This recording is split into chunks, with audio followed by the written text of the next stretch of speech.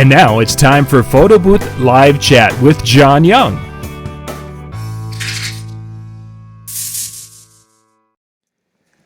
Hey, this is John Young here from DJNTV and DJNTV, coming to you tonight to talk about one of those situations that's coming up a lot for a lot of you right now. We're going to be digging into the whole rebooking situation and the deposit or retainer situation that a lot of us are running into out there with our events.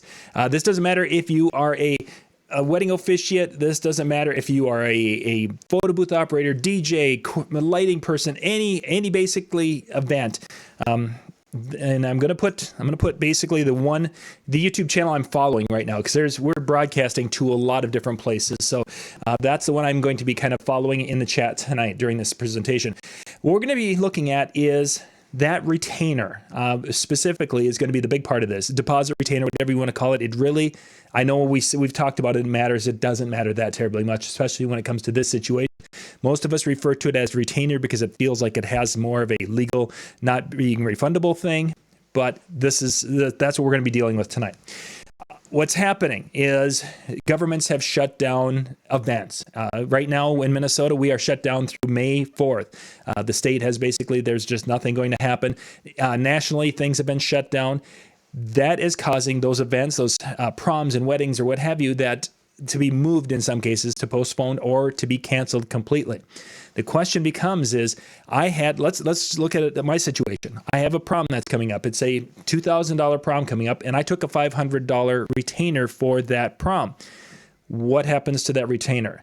Now, some of the false information that's going around, and I just did a search today on Google, our friend Google, and I went through and I was looking to see what type of advice people were giving, and I was looking at different blogs and different things from coordinators, and it's amazing to me how many people have absolutely no clue of what's going on right now. That, if your contract says it's non-refundable, it's non-refundable. Bull. And you can put anything behind that bull you want to, but that is completely wrong. There's this thing, once there has been a declaration of an emergency or a disaster declared by the president or the governor or even your county that's basically has shut down events in our case, that means that your contract is now null and void and all monies need to be returned. Now, if they choose to rebook, technically, the way this should work is that you should be cutting them a check back for their retainer. Then they should be signing a new contract and giving you that retainer back. Technically, that's how the process should work, because once that event has been canceled because of the government shutting things down, that's the way it should work. Now, many people have been trying to be ahead of the game. And now, again, Minnesota, we're until May 4th. I have couples who are in early June who are wanting to move their events. They're basically going to postpone and move it to a different date. That's a little bit different story. But there's absolutely, force majeure, there's nothing like that when it comes to declarations of disaster and it comes to events. As much as we would like to say that retainer is there to protect us for lost potential income on the date, once things are the declaration of a disaster and it's been canceled by at a higher up, all bets are off, and we get to that point. So what can happen in a conversation with a judge? Basically, if you don't return a retainer and it was canceled by the state and they wanted to cancel because they're not having the event at all, what could happen is that entity could take you to small claims court. First off, they're probably going to go and post on social media and do that, big deal, whatever. I don't care, but we're not going to look at that. We're going to look at the numbers side of it. Let's say I have a $500 retainer and they want their money back. I say no. They're going to take me to small claims court. Interesting thing with this is it's based on really, in some cases, how much of a finding for them that is based on the small claims court judge. They're going to probably award them the full deposit back, and they're going to award them the fees. We would have to pay the fees, the filing fees, whatever that is from county to county. Here's the interesting thing. The judge said if he had a couple who came in there and said that they had sent me a letter saying, we're requesting it, the government's locked us down, they requested it, and if I didn't get that to them within 10 days and they started to accrue some late fees or some bounce checks, he said, I would be kind of inclined to award them those bounce check fees because you were supposed to get them that money within a week or so. And by not doing that, you have put them in more financial hardship. So there are some ramifications. The important thing to look at is I'm not sure exactly, Chris, where that's coming from, and maybe in Texas there's a different rule when it comes to this. But with the conversations with some judges and with some other accountants and such, the retainers in this situation. Now, let's say that it's not canceled by the state, but say that the couple, this all ends May 4th in Minnesota. Then what could happen after that standpoint is that things are opened up, but maybe they're saying people aren't feeling comfortable or confident about the situation. What could happen at that point is that you may have couples who are saying, okay, we're going to cancel our event or we're going to postpone our event. If they postpone, you can go through and do that. Here's where if the cancel comes. Now, that's a little bit different situation because they do not have the declaration of a disaster going on. They're moving it because they're concerned. And I get their concern. But because they're moving it without, now it's a little bit of a gray area, and you could probably make an argument. Would you win? Probably not in a small claims court.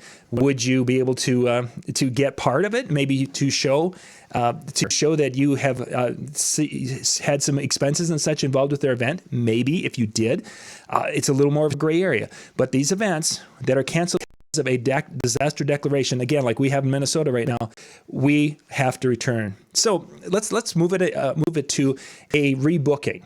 Because of it being a disaster event, that we should be giving them that back. They should be rebooking. Most of the time, though, we would say, hey, let's just move this to a different date. Same contract in different situations. Where the problem might come, though, is with some DJs, they're saying that, okay, we can move it, but it's got to be to a Friday or a Sunday. We're not going to move it to a prime date of Saturday, even if they had a Saturday event already. This could lead to some problems, obviously, because if they're like, oh, we really want to do a Saturday, we want to do the same Saturday next weekend or the next year in May type of situation, that could be a problem because your rates might be different. You may have more whatever. That could be a part of the issue. And then, of course, that's a deposit for that date for next year. You're not going to be able to collect again. So you're going to have to figure out how you're going to deal with that. But yet the money for that retainer, technically, because of the event being canceled under the disaster declaration, that money should go back to them and then maybe you do a whole new contract. I don't know how you're going to handle that, but just keep in mind that. And again, it might be different in different states. I would spend some time talking to a small claims court judge because they're the ones who have to decide. And you finding someone like that is your best bet. Find out what's going to happen. Most likely, though, when it becomes that disaster declaration, that money, the contracts are. I mean, even national event contracts. When I'm going to go do something at a if I'm going to go put on a DJ convention in Minneapolis type of thing, and I've got $20,000 that I'm going to be into the hotel. If it gets canceled because the city of Minneapolis gets shut down. They can't charge me, and I can't. I'm going to get my money back. That's just how these things function when they're being shut down by municipalities or government officials and such. It's just the way things are. And again, it's all going to come back to what would the small claims court judge do, and how will they look? Will they look at you as the business person trying to hose over the bride and groom? Or are they going to feel sorry for the bride and groom who had their beautiful wedding situation? Things to think about. Then we get to that part of they're going to take you to the cleaners on Wedding Wire, wherever, any place they can go and leave bad reviews, they're going to do that. And you're not going to win that situation. You're not going to get sympathy from other people who are, if you're like, I kept the retainer because it's in the contract. Yeah, there's times where our contract, even though we've gotten them professionally done and their wording is as tight as we could possibly make it, there's times our contracts aren't worth the paper they're written on because, again, it's all up to the interpretation of a small claims court judge, unless it's a huge number, and then it will be to a little bit more, a little higher level judge. But it's all up to that. And when you get in situations like this, they're going to kind of walk out that line and say, yeah, no, let's do the right thing. Let's do the common sense thing. And in this case, they're going to find for the other person. So anyway, Just a couple of things that I want to make sure I went through my notes. Talked about the limiting of future dates could be a problem. The possibility of renegotiating is there because, again, you could choose to honor your existing contract, or you could apply their retainer to a new contract if you so choose. Again, if all of a sudden you changing it too terribly much without their approval, or I should say without matching their desires, there could be some, you don't want to have some bad feelings. And that's what that could come from that. One thing to keep in mind, by the way, and I'll just add this and then we'll wrap up here because I want to make this a short video, is changing of contracts. You say you booked a $2,000 package. Now they need to move it to a Friday in September. Let's say things are back open by September. They move it to a Friday, and smaller venue, smaller crowd, less people, and they don't need what they booked for the first time. They may want to see if they can reduce the package to a smaller thing. That's going to happen, I'm afraid, as money and such have been tight and people don't have the money coming in that they expected before the wedding, even though their wedding was booked now. If they move it till September, well, there's money that they're not getting between now and September that was probably their wedding fund that they may have to live off from. They may have to make a car insurance payment between now and then out of their money fund.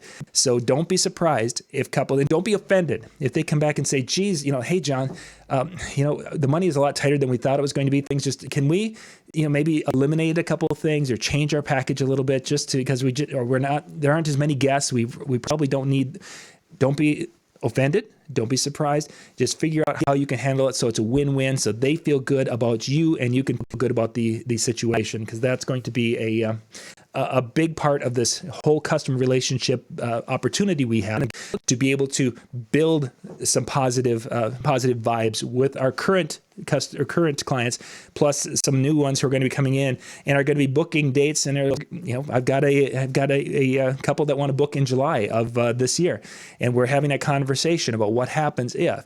And I'd rather build those bridges and talk to them now about that than to get to a point where all of a sudden something happens and then we have to, the ugliness could start. So anyway, just a few thoughts on that. Again, this is my experience interviewing Minnesota, people in Minnesota who work with this, and looking nationally and talking to a couple of other people who have judge connections. Your state could be different. State law is different from state to state. So it could be different in Michigan as it could be different in North Dakota as it could be different in Arizona. Check it out before you start making some grandiose statements, because being drugged through a small claims court, it's not the worst thing in the world. It's happened. I've been on that side a few times where people haven't paid their contracts and such, and the balance due properly. So we've had to do that. It's not the greatest thing in the world. It's a big waste of time as far as I'm concerned, because it never turns out like you would like it to. It's just, again, just kind of a sucky thing. But being on the other side where someone is suing you isn't something that I personally would want to do if I could at all avoid it. So anyway, this is John Young here with PBNTV and DJNTV. Hopefully this will give you some thoughts on that. Again, research, check it out, but really do what's in the best interest of your company. Thanks for watching.